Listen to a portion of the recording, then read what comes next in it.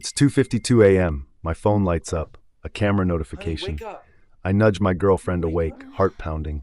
On the screen, two masked men slowly creep toward our house, flashlights scanning the windows. One grips a crowbar tightly in his hand. And that's when I realize they're not here to scare us anymore. They're here to get in. My name is Lucas, and what I'm about to tell you isn't a ghost story or some urban legend.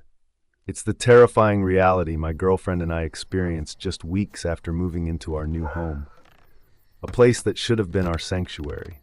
When we first saw the house, it felt perfect, cozy, peaceful, and tucked away at the end of a quiet street. We quickly settled in with our rescue cat, Bella. The only flaw was the property to our right, an unfinished, abandoned renovation with a broken fence, leaving our back garden exposed. We brushed it off, eager to start our new life. But our sense of security began to fade on the very first evening. Sitting outside, enjoying the fresh air, my girlfriend suddenly squeezed my hand and nodded upwards. My heart skipped when I followed her gaze and saw him. A man in the darkened upstairs window of the house behind ours, standing completely still, his face blank and pale in the dim light. He didn't wave, didn't move, just stared. After half an hour of his silent gaze, we hurried inside, trying to laugh off the discomfort we both felt. Days passed quietly enough until another night. While stargazing, we heard the creak of wood and saw three men appear, casually stepping through the broken fence into our yard as if they belonged there. My stomach twisted into knots. "Can we help you?" I asked nervously.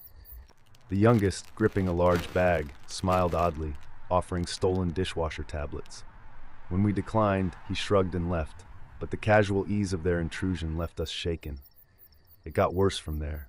Each day, those men became bolder, regularly cutting through our yard, making it clear they felt entitled to our space. We are two young people living together, and their persistent presence felt deliberately intimidating.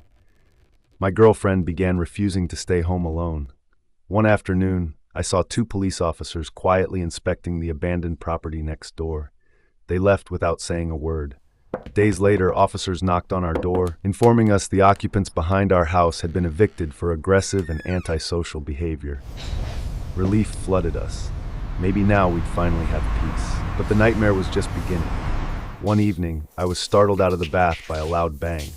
I ran, dripping wet, to find my girlfriend frozen at the bedroom window, filming something outside. Before I could ask, she whispered frantically, "Someone just sprinted toward our front door." He tried the handle, then ran into that empty house and started smashing windows. My pulse raced as I dialed 911. The police arrived, took our statement, and left. But sleep no longer felt safe. Then came the whistling. It always happened around 2 in the morning, a slow, mocking tune, followed by soft taps on our bedroom window. Our cameras captured nothing. Frustrated and terrified, we went to stay at my mom's house, desperate for rest. When we returned the next day, we found our Ring camera torn from the wall, the SD card missing. A cold dread settled into our bones. The intruder was watching us, meticulously removing evidence. We begged the police for help, but they only warned us to stay vigilant, offering little comfort. Weeks passed filled with restless nights until one evening we spotted him clearly on the camera's live feed. A man in black, his face masked, arms spread wide like a grotesque imitation of a crucifixion, staring straight at our window. He mouthed something we couldn't hear, then silently crossed the street, watching our house motionless for 30 endless minutes. Again, the police dismissed our fears. Staring isn't illegal, they told us flatly. But the torment escalated. At exactly 2:52 a.m., the notification Honey, sounded wake again. up. My girlfriend grabbed the phone, shaking uncontrollably. What? Two men appeared on screen, their faces obscured, flashlights scanning our windows. My stomach lurched when I noticed the crowbar in one man's hand. Why us? What did they want? Night after night, the masked figure returned, pointing, waving, shouting unintelligibly toward our bedroom, always vanishing before police arrived. Even in broad daylight, he stood brazenly outside, openly terrorizing us. Our home had become a prison of paranoia. We've installed cameras everywhere now. We document each incident, pleading with authorities to take our fears seriously. But they haven't, and the harassment hasn't stopped.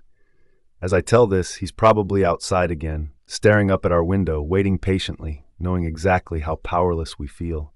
and every noise outside, every creak, every whistle, has become a sinister reminder of how fragile the line between safety and terror truly is.